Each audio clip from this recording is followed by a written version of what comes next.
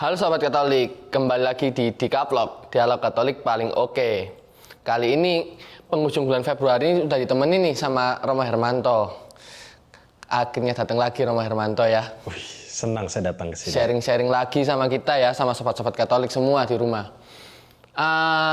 Penghujung bulan Februari nih Romo, udah sempet sebelumnya dibahas sama teman awam. Kita bahas soal percintaan. Soal percintaan sama temen, sama keluarga, orang tua.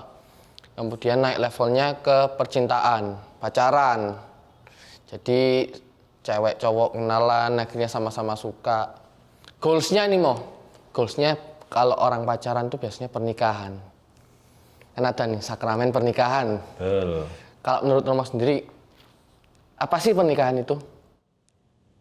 Ini pernikahan menurut pribadi saya sendiri Iya, ya. pribadi dulu dong. Kalau saya, wah ini repot ya. Tanya saya yang nggak nikah, tanya pernikahan ini kurang ajar ini. Tapi menurut saya pernikahan itu tentu nanti saya harus tahu hal ini karena nanti kalau saya berhomili perkawinan nggak bisa nanti. Bagi saya pernikahan itu next level of life gitu.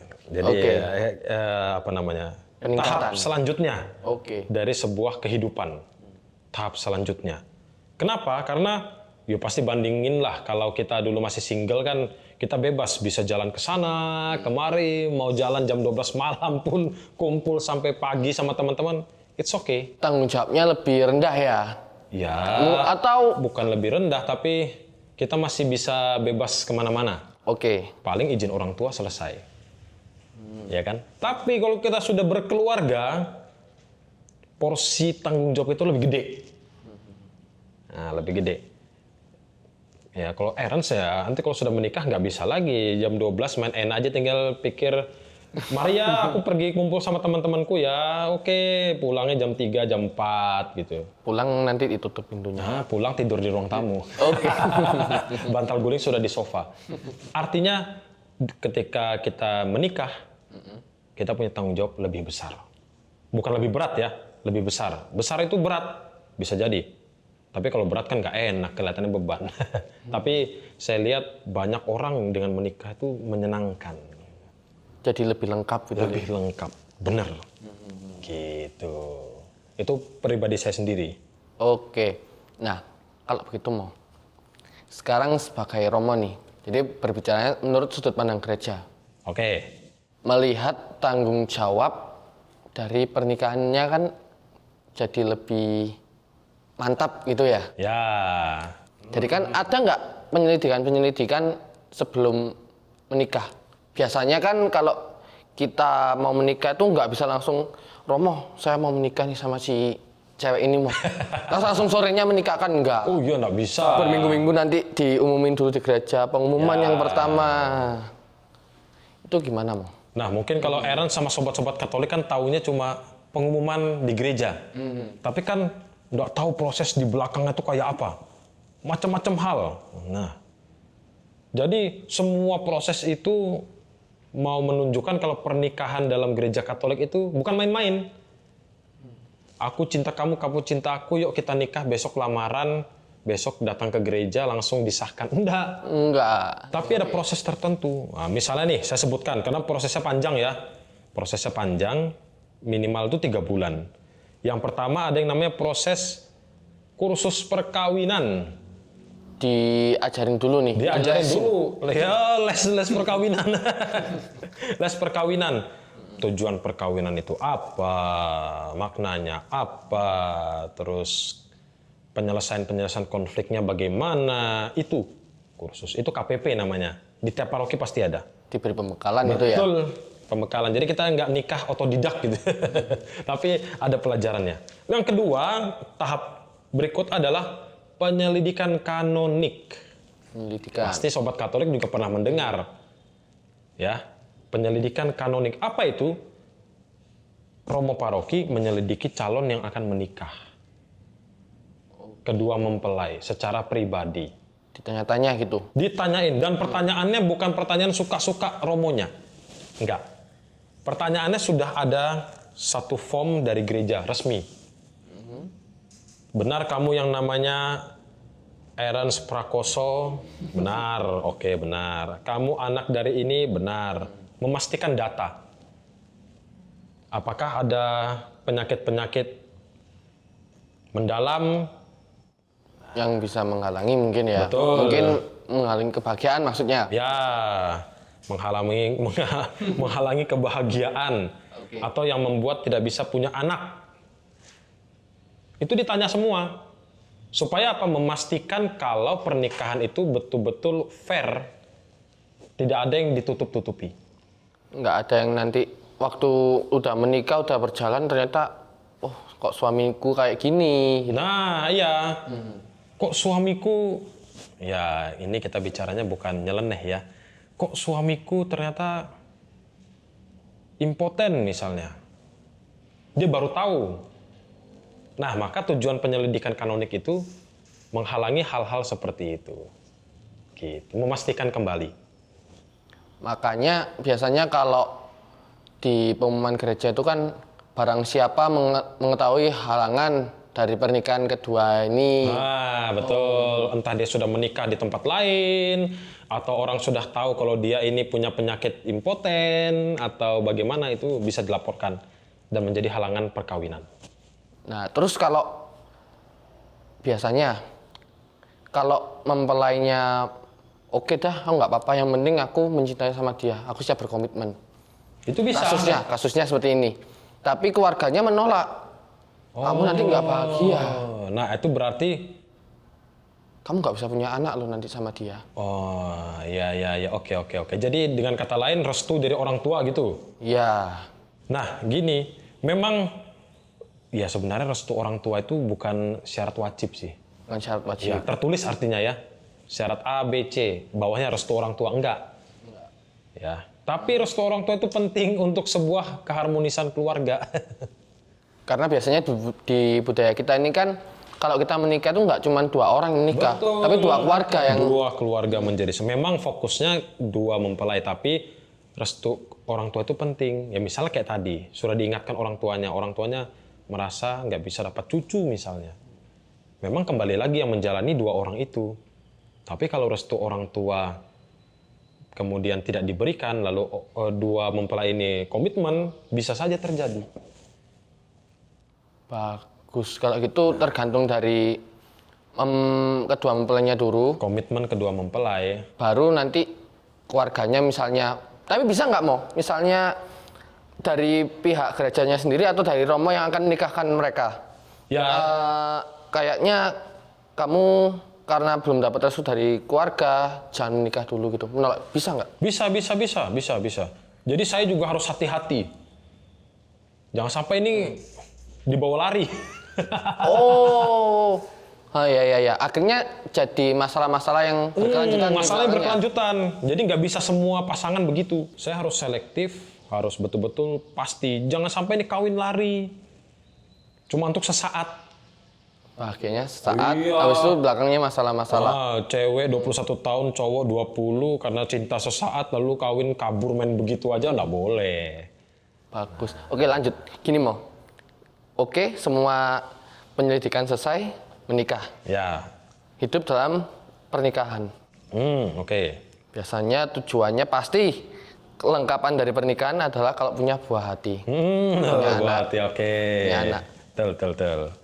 Kemudian karena anaknya udah banyak, akhirnya udah dibatasin dulu ini. Nanti tanggungan keluarganya jadi lebih berat, harus sekolahkan, harus beli susu. Udah stop dulu punya anak, kita keluarga berencana dulu aja. Kita pakai alat kontrasepsi. Karena dengar-dengar nih, gereja menolak adanya penggunaan kontrasepsi. Ya, sikap gereja kalau dengan alat kontrasepsi, sobat Katolik, itu memang menolak. Ya, terutama di Afrika itu kenceng banget. Soalnya apa? Soalnya di Afrika itu tingkat hubungan seksualnya itu tinggi. Dan HIV/AIDS-nya tinggi. Kenapa? Karena free sex itu. Di budaya mereka... Budayanya mereka lumrah ya? Lumrah. Biasa. Maka dipromosikan kondom. Bagi gereja ini melanggar. Karena apa loh? Perzinahan kok justru difasilitasi. Melanggar 10 perintah Allah dong ya? Iya, melanggar perintah ke-6 kan berzina.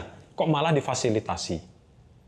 dengan embel-embel mungkin ini nggak akan terjadi kehamilan. Nah, itu salah satu contoh case di Afrika. Tapi nggak bisa di general sih. Cuma saya ambil contoh itu. Karena itu nyata ya. Nyata, fakta. Nah, pengguna alat kontrasepsi kenapa ditolak? Ya karena tidak terbuka terhadap kehidupan. Karena tujuan perkawinan gereja Katolik itu terbuka terhadap kelahiran anak. Dengan kontrasepsi itu tertutup. Oke. Beranak cuculah dan bertambah banyaklah. Akhirnya nggak dipenuhi. Iya. Oke. Lanjut gini Mo. Pertanyaan selanjutnya gini. Misalnya terjadi seperti penghalangannya bukan seperti kondom atau seperti pil KB, tapi penghitungan hari tanggalnya si perempuan. Nah, itulah yang disarankan gereja. Namanya KB alami. Alamiah kan, jadi si perempuan, si cewek ini masa suburnya kapan, itu dihitung supaya ketika mereka berhubungan badan itu tidak akan terjadi kehamilan. Ya, sampai sekarang sih hanya itu saja yang disolusi dari gereja. Memang berat ya, dan menjadi perhatian gereja terus kok. Jadi bukan berarti gereja melemparkan aturan, melarang, tapi nggak ada solusi. Sedangkan suami istri itu kan ya kita sekali lagi kita bukan ngomong vulgar, tapi hubungan badan itu kan bisa memperbaiki relasi, mempererat cintanya. Nah, begitu. Terus lanjut nih, kita berjalan setelah kita menikah, setelah punya anak, udah lahir nih anak nih. Ya. Udah lahir, berjalannya waktu kan pasti ada masalah. Misalnya kesibukan, misalnya bekerja. Akhirnya si anak ini tidak terdidik dengan baik misalnya. Tidak terdidik dengan baik. Akhirnya secara pendidikan iman pun anak ini mungkin ikut babysitter. Yang babysitternya beragama lain. Jadi tidak dididik secara Katolik. Ini menurut pendapat Romo gimana? Nah, ini sebenarnya ya kacaunya orang tua sekarang gitu. Iya, karena banyak loh. Betul, kita bisa lihat gini, berapa banyak sih pasangan-pasangan muda yang ketika anaknya lahir langsung membawa anaknya, ya bukan langsung lahir lalu dibaptis, enggak, tapi 2-3 bulan dibaptis. Karena menurut pandangan gereja Katolik semakin cepat semakin baik. Kenapa? Karena pembaptisan itulah hadiah terindah, hadiah yang paling terbaik diberikan orang tua kepada anak, yaitu apa? Iman. Jadi sejak dini sudah diperkenalkan sama... Betul. Berapa banyak? Sedikit. Wah, tunggulah nanti dia bisa berpikir sendiri. Itu keliru sekali berpikir begitu. Nah, itu tanggung jawab orang tua terhadap iman anak. Itu dari awal loh. Atau banyak juga yang kayak gini sekarang ini Mo. Anak, terserah deh, pokoknya kamu lahir misalnya Katolik.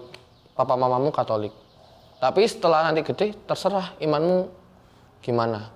Mungkin kamu mau ikut agama lain, kamu lebih sreg sama kepercayaan yang ini. Jadi dia dibiarkan bebas, yang penting kegiatan ini baik. Yang kamu lakukan ini baik, kamu membantu orang itu baik. Tapi secara iman, secara pembekalannya, secara agama, dia sangat kurang. Nah, ini sebenarnya sih ya keliru cara berpikir begitu. Sama kalau saya melihat Erans kemudian pindah agama, terus saya bilang, Erans nggak apa-apa deh, yang penting kamu baik di sana, kan nggak boleh seperti itu. Artinya, wah kalau Erans ini kehilangan Yesus Kristus sebagai juru selamat, saya juga yang sedih. Karena perdebatan juga banyak orang loh kayak gitu. Nah, karena pemikirannya keliru. Nah, keliru. Ketika pembaptisan itu sungguh-sungguh penting. Ini saya bicara sekali lagi dari sudut gereja Katolik. Nah, pembaptisan itu membawa keselamatan. Iman Katolik itu membawa keselamatan. Apakah dari pindahnya si anak ini atau cara didiknya yang seperti itu membuat pernikahannya si orang tuanya ini jadi tidak sah? Karena anggapannya dia membuat anak ini tidak terdidik dengan baik. Tidak juga. Tidak juga. Ya, itu kan seperti sebuah tanggung jawab. Kalau tanggung jawab itu tidak dilaksanakan, ya berarti orang tuanya yang salah. Tapi tidak membatalkan perkawinannya. Tidak. Karena nanti kan ketika anak ke-17 kan dia sudah bisa berpikir sendiri. Di situ sudah tanggung jawab orang tua sudah mulai berkurang. Tidak membatalkan loh ya. Ini masih bicara soal tidak membatalkan si pernikahan orang tuanya. Apa yang udah disatukan oleh Tuhan nggak boleh diceraikan oleh manusia. Jadi kalau ada kasus-kasus seperti ini setelah mereka menikah, setelah mereka punya anak, dan terjadi sesuatu hal yang membuat ketidaknyamanan dari kedua cowok cewek ini, dosa nggak kalau kira-kira mereka bercerai atau berpisah gitu? Gini, ada dua sudut pandang. Ya, misalnya dua cewek cowok sudah menikah secara Katolik, kemudian mereka merasa nggak cocok lagi, misal sering tengkar, sering baku pukul, baku lempar. Akhirnya mereka memilih untuk berpisah. Ya mungkin dari sudut negara mereka bisa bercerai. Dari segi undang-undang. Ya, sudut negara. Tapi dari segi gereja Katolik tidak bisa. Karena gereja itu menganggap perkawinan itu satu. Dan tak terceraikan. Berarti mungkin mereka berpisah sah menurut negara, tapi sama gereja Katolik nggak bisa. Nggak bisa. Nah, menjadi dosa bagaimana kalau menjadi dosa kalau mereka berpacaran sama orang lain? Jadi perselingkuhan ya? Bukan perselingkuhan, perzinahan. Begitu. Apa bedanya perselingkuhan sama perzinahan? Kalau selingkuh kan saya sama kamu masih menjadi satu. Ya oke. Terus? Ya kan, terus saya pacaran sama satu lagi, saya selingkuh. Tapi kalau kita masih terikat, perzinahan itu lebih berat. Kalau perzinahan itu saya masih terikat sama kamu, tapi saya sudah jalan sama cewek lain, walaupun kamu nggak peduli. Tapi kan secara gereja kita masih satu. Gereja menganggap itu kamu berzinah. Oke lah kamu selingkuh. Andai kata kalau udah berpisah secara agama. Secara negara. Secara undang-undang mereka udah sah, udah di pengadilan ketok palu mereka bercerai. Bisa nggak mereka salah satu dari pihak ini menikah lagi? Secara Katolik nggak bisa, karena mereka masih terikat satu. Jadi kalau mereka pindah ke lain mungkin bisa ya? Nah. Atau ada tahap-tahap sendiri lagi? Kalau mereka pindah agama boleh, bisa saja. Tapi itu dalam pandangan saya itu murtad. Maksudnya dari pihak gereja sendiri ada penyelidikan, kamu kenapa kok pindah agama? Karena ini berpisah kayak gini, saya mau menikah lagi. Yang dilakukan gereja, apakah ada pemrosesan lebih lanjut? Kalau alasannya untuk menikah lagi nggak bisa. Ya, tapi kasus yang terjadi adalah ada dua hal. Yang satu namanya pembatalan perkawinan, yang satu namanya pemutusan perkawinan. Ini beda nih ya? Iya, beda. Tapi bukan karena saya mau menikah lagi karena nggak cocok sama dia. Nggak bisa. Itu namanya menganggap perkawinan itu main-main. Hanya karena kamu nggak menyenangkan aku, lalu kita pisah. Jadi ada syarat-syaratnya yang harus dipenuhi dari pembatalan dan pemutusan ini? Itu harus bukan syarat seperti kita syarat menikah, enggak. Tetapi begini misalnya. Saya nikah beda agama. Kemudian suami saya yang non-Katolik ini ternyata ya misalnya berjudi, memukul, sampai mengancam membunuh saya hampir mati. Ini kan menuju ke KDRT nih? Ya, nah itu kan KDRT sudah berbahaya sekali. Sampai disekap. Nah itu dalam gereja Katolik ada sistem yang mengatur namanya pemutusan perkawinan. Seperti apa itu, Mas, pemutusan perkawinan? Diputus oleh gereja karena perkawinan beda agama itu kan bukan sakramen. Itu kalau beda agama. Kalau beda agama. Makanya perkawinan beda agama itu mendapat dispensasi uskup. Karena apa? Karena itu halangan sebenarnya. Tidak boleh. Tapi karena dispensasi dari uskup, maka bisa terjadi. Nah, bukan sakramen, bisa diputus. Tapi ada syarat-syarat tertentu, Sobat Katolik. Jadi, bukan syarat kita ngisi form, lalu ini enggak. Tapi ada proses penyelidikan, konfirmasi, lalu keputusan. Kalau pembatalan? Nah, kalau pembatalan itu bisa saja terjadi misalnya penipuan. Kesalahan mungkin waktu penyelidikan di awal pernikahan, mungkin. Waktu pacaran ada yang disembunyikan. Misalnya, kembali tadi ke awal mungkin. jadi misalnya ini namanya, sebut saja dia Bunga. Saya kenalnya dia namanya Bunga, tapi ternyata namanya Bambang. Jadi saya tertipu. Ternyata kamu laki-laki. Saya pikir kamu ini Bunga, cantik. Tapi setelah menikah, malam pertama ternyata kamu Bambang. Nah, itulah yang namanya pembatalan, nulasi. Dari awal tidak ada yang namanya perkawinan.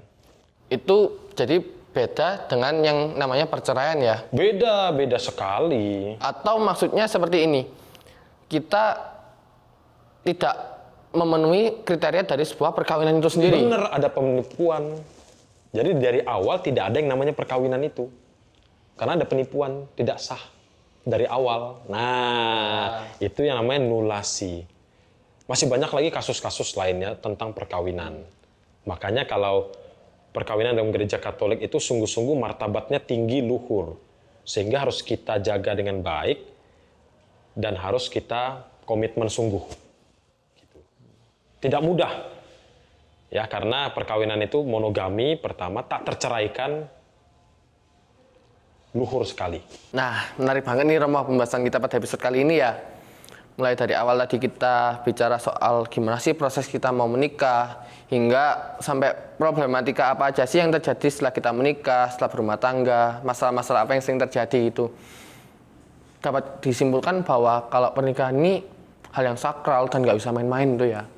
Tentu kita perlu komitmen di mana untuk terus menjiwai nilai-nilainya itu sendiri, ya harus komitmen itu sendiri. Benar gitu Romo ya? Iya betul. Nah, terima kasih Romo ya udah menemani Aaron di sini, menemani Sobat Katolik semua di rumah. Jangan kapok-kapok untuk terus main di sini, kita sharing-sharing di sini.